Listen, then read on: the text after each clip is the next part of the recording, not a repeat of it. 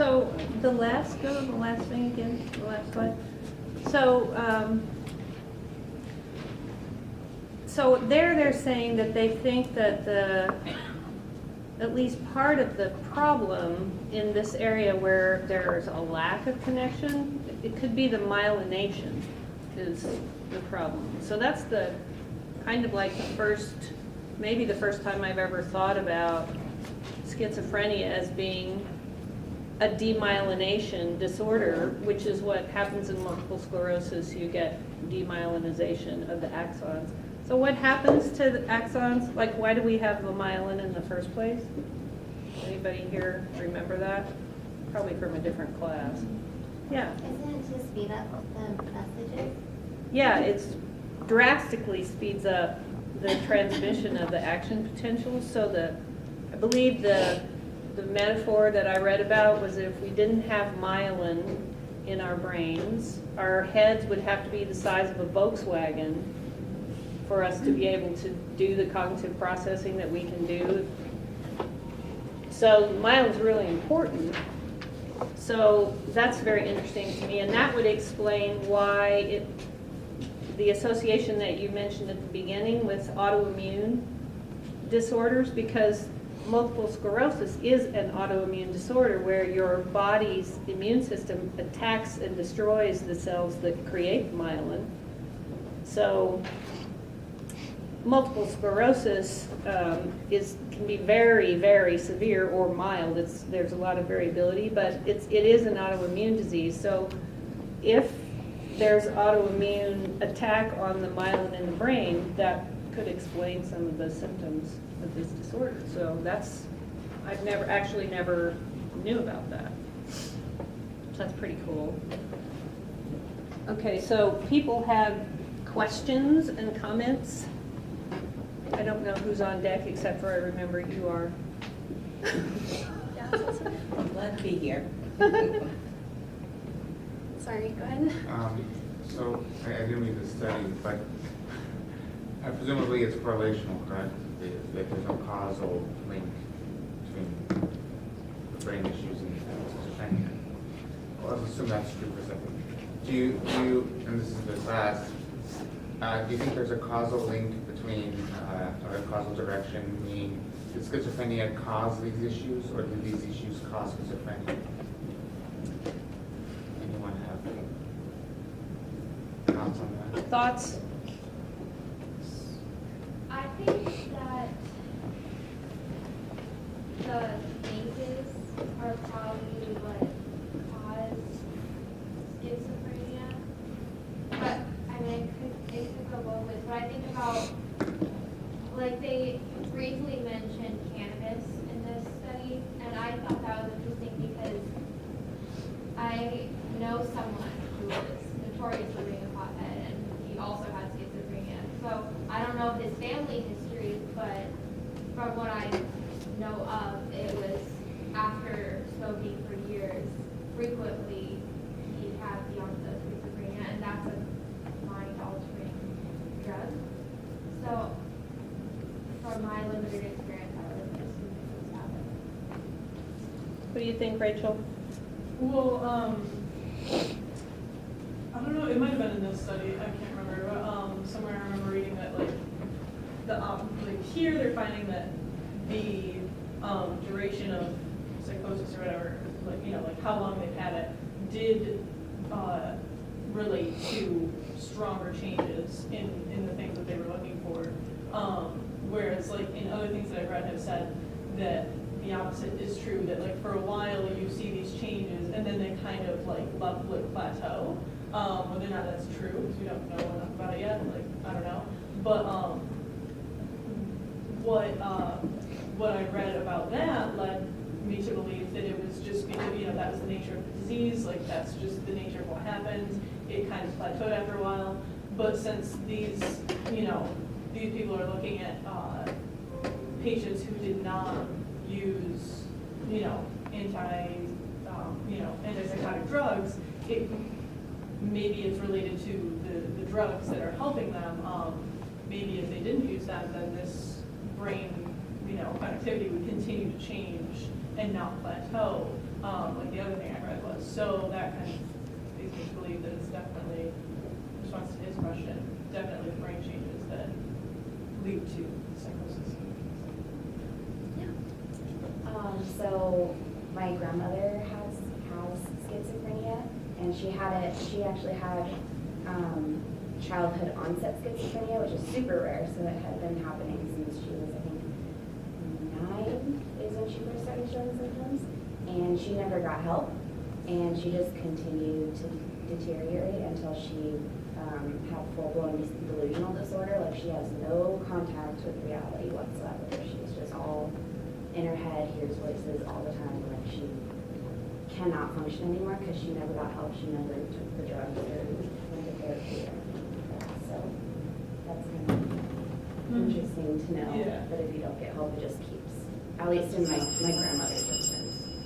Yeah, and I was reading too that if you get the childhood onset, you typically have a lot more severe symptoms as well.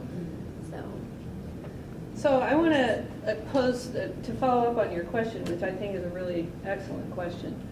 So there's several questions. If schizophrenia causes the brain damage, then it would make sense that the longer you have untreated schizophrenia, the more damage you would have, right? How would you explain that finding if it's the brain damage that causes schizophrenia? I don't see how that would be evidence for really either case, because either way, it would kind of lead, if you have more and more brain structure changes correlated with more and more symptoms, I feel like you could kind of argue that either way. Like, So the question then is, what is the meaning of cause? I guess. Because what causes schizophrenia? Well, if it's brain damage, what causes the brain damage? If it's schizophrenia causing the brain damage, what's causing the schizophrenia, which is causing the brain damage? So the thing that I was referring to earlier that was saying that it kind of plateaus after a while, it also said that the onset of not childhood onset schizophrenia, that would be much different, but like, normal schizophrenia usually occurs late adolescence, early adulthood, and during that time there's usually a natural like decrease in gray matter, not very large at all, but there is a natural decrease in it, and it's just much stronger in patients with schizophrenia. So I forget where I was going with that, but I just found it interesting with the whole idea of I guess again with that you kind of could go either way with it. Well, I don't think you could make the case that schizophrenia, well, maybe you could make the case that it's just a continuum, and if you have lots and lots of gray matter loss, then you wind up schizophrenic. But I don't really think that's true, because if that were true, then every old person would be schizophrenic. So it's got to be more than that. Didn't this study talk about like having something that kind of, sometimes people have something like that happens, they have to have like some kind of predisposition to it, and then something can happen to kind of trigger the onset. So to me, what that sounds like is that like the loss of gray matter is like kind of a trigger, not necessarily a cause.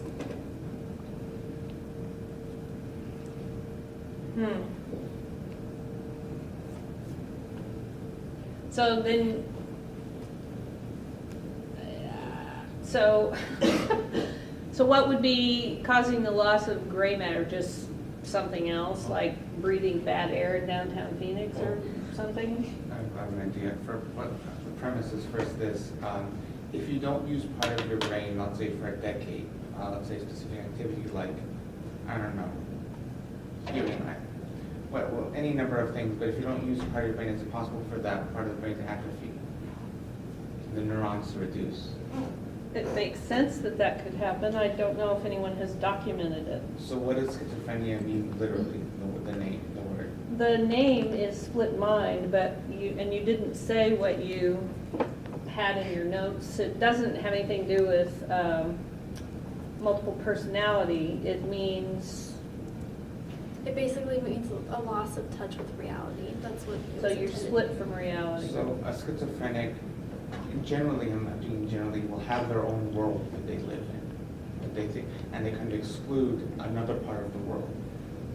It's split, their world versus the other world. And so if you imagine they have a certain way of thinking that they're always thinking about, they're constantly thinking about, you're gonna have this, a lot of activity in this area, versus another part of their brain which they kind of excluded from.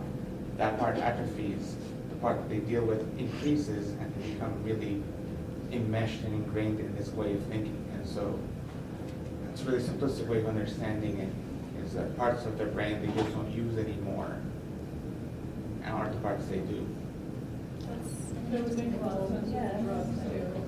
Because it says brain cells need to stay active to maintain connections, otherwise you can't use it anymore. So if you were to do drugs or something like that, it could. The drugs, generally people with mental disorders will use it as a coping mechanism. I don't think it's related. So I do have a question, and I don't know if anyone has the answer, but how closely related is Alzheimer's to schizophrenia? Because if we're thinking from the standpoint that people, when they're older, that every old person ultimately would end up having schizophrenia, but to some degree, if a lot of people end up having Alzheimer's, how closely related are those two things? Because I know I think they're Alzheimer's. pretty different. So one is just the whole deletion of just different parts of the brain. Well, What I would say is physiopathological versus the other is psychological in nature. It's two different causes. I would not say that. I would. I would not. I don't think that, I mean, Alzheimer's disease is definitely arises from the death of cells, but the cause of the death of the cells is still disputed, okay? Schizophrenia is associated with the death of cells, and the cause of schizophrenia is also still disputed. So many people believe that it is a biological cause. It's manifested through psychological symptoms. So is Alzheimer's disease. It is manifested through psychological symptoms as well. So I don't think you can make a clear distinction between physiological and psychological unless you think that your mind hovers above or in your brain without any relation to your brain. But I still don't think we understand what starts this process of psychosis. I doubt that people just get an idea that they want to be crazy and live in their own world and not be able to function. I mean, that wouldn't make any sense. I mean, there has to be something that pushes them in that direction. But when you start to think about these issues, pretty soon you boil down to the idea that what makes anything happen? How did I decide to start this sentence? Right? So the agency or the cause of behavior is not well understood than even normal behavior. So it's the viral theory of schizophrenia basically is that your mother gets sick with a particular viruses while she's pregnant with you. That triggers the immune system to do something to your brain, which then changes how your brain works. So the idea that there's a biological cause makes some sense, but it still doesn't explain how it affects your mind. Yeah, go ahead. I think another way to answer your question is if you just look at the differences in the brain between Alzheimer's and schizophrenia. Schizophrenia, you're talking about like they did all the GTI stuff and you have the connections between pathways, but with Alzheimer's you have beta amyloid plaques that develop because of the different ways that the proteins are being spliced and things like that, and then you have tau protein tangles. And they all kind of just form plaques in your connection so that the connection can't even get through.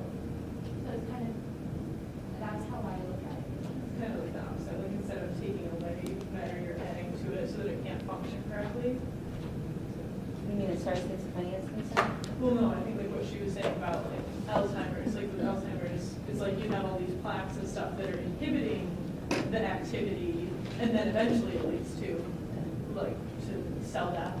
But like with schizophrenia, it's just a taking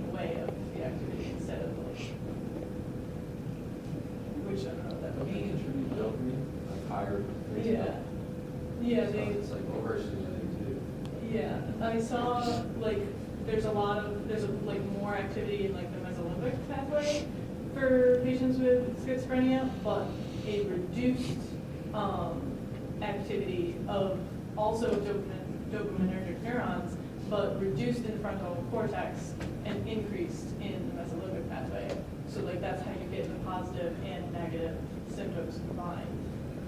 Well, but then, so that's implying that it's the reduced activity that's causing the symptoms and not the other way around. Well, what that would be saying is that like the reduced activity in the frontal cortex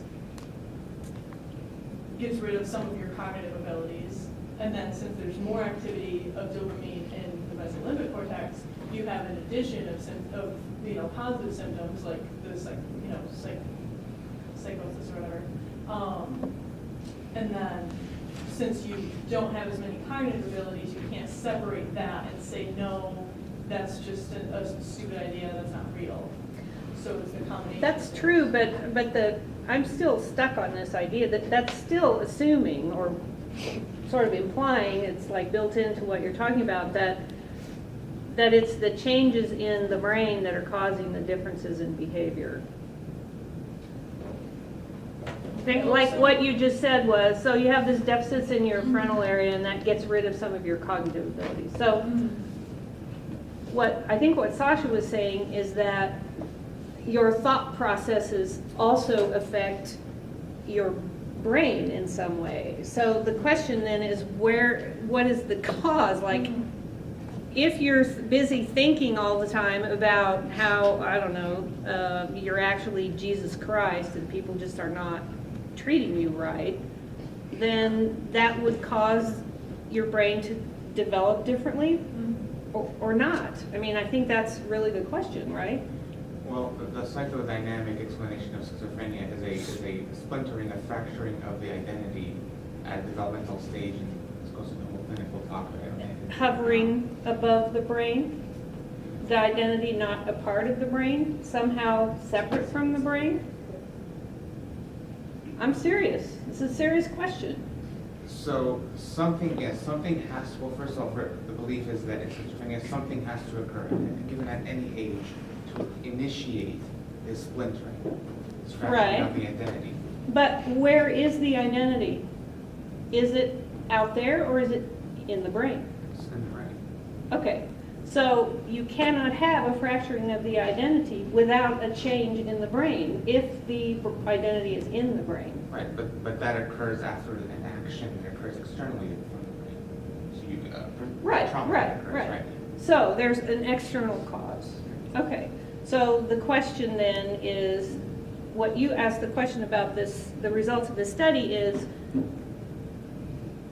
the person who's been psychotic for 5 years is the person psychotic because their brain was damaged or caused to be different sometime in the past and they've been acting crazy, or is it the crazy acting that has made their brain damage worse? Can it be both? Probably both. Well, I don't know. That's what we're And discussing. It's a downward spiral of activity, meaning you have this process occurring gets worse and worse over time. I personally think it probably is both, but I'm still interested in knowing what the initial cause is. Go ahead, you don't talk much. Well, we know that schizophrenia is very heavily genetically influenced. Like, even for example, I have multiple other members of my family on that same side. Should we be worried? She's the one.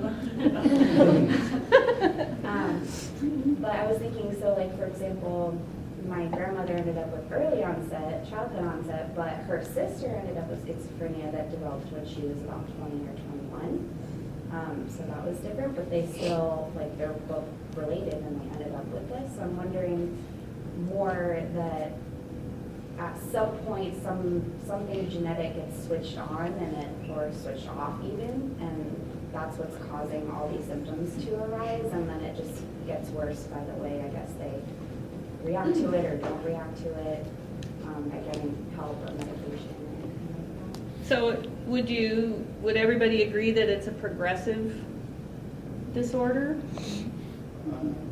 Yeah, once you get it, but you have to have a predisposition, you get, so genetically you might be predisposed, but then once it starts, yes, it progresses. So there's no way that you could just give it to someone unless they had the predisposition for it. You could traumatize the hell out of a child and probably get schizophrenic. So then that suggests that That's it's not. later. Oh, yeah, you're supposed to say something.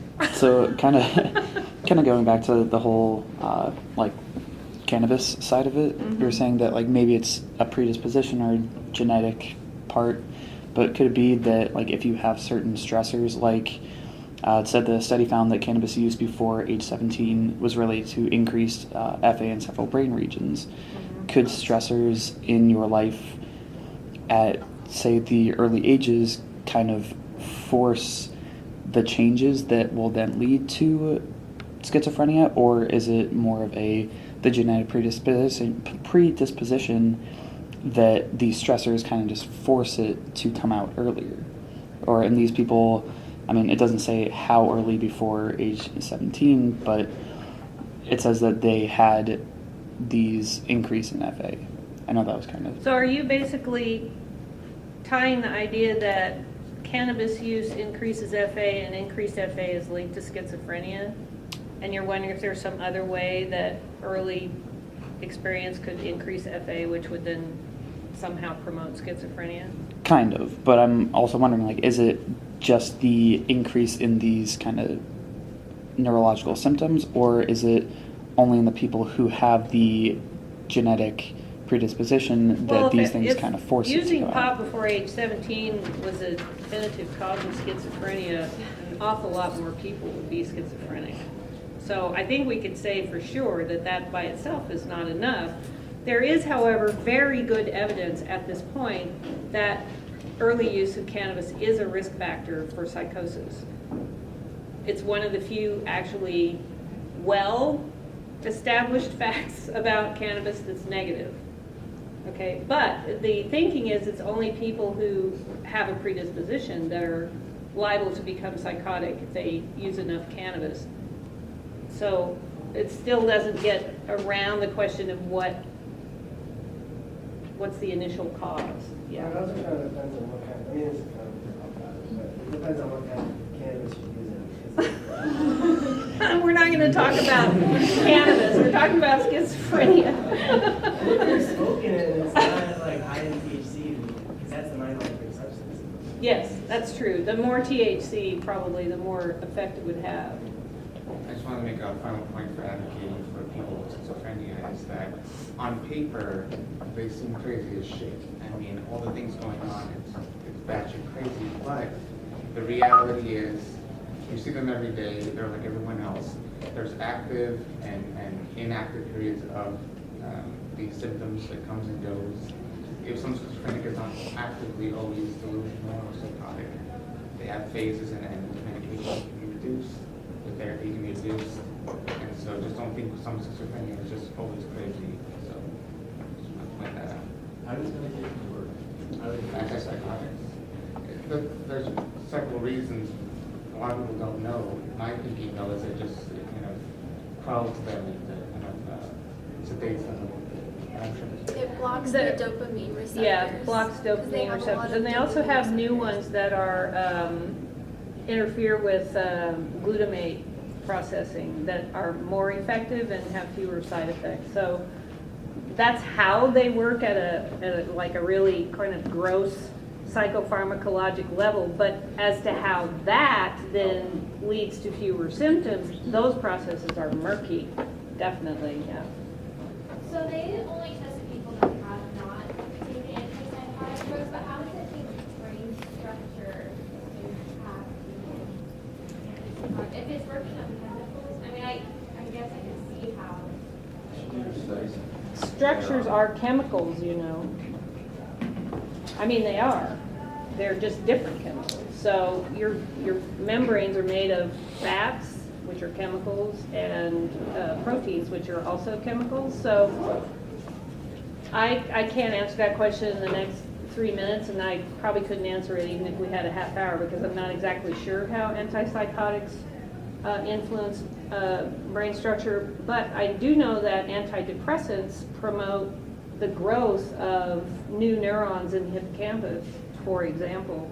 So it may be the case that antipsychotic drugs affect the growth of neurons in some way or alter their synaptic connections with each other, and that would cause structural changes.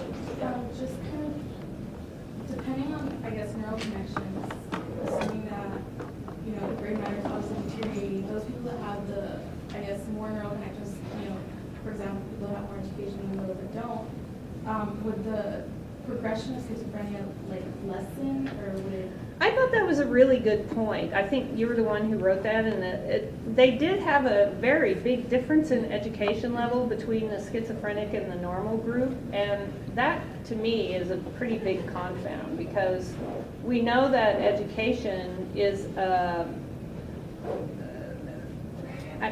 it's the opposite of a risk factor for all kinds of disabilities, diseases, disorders.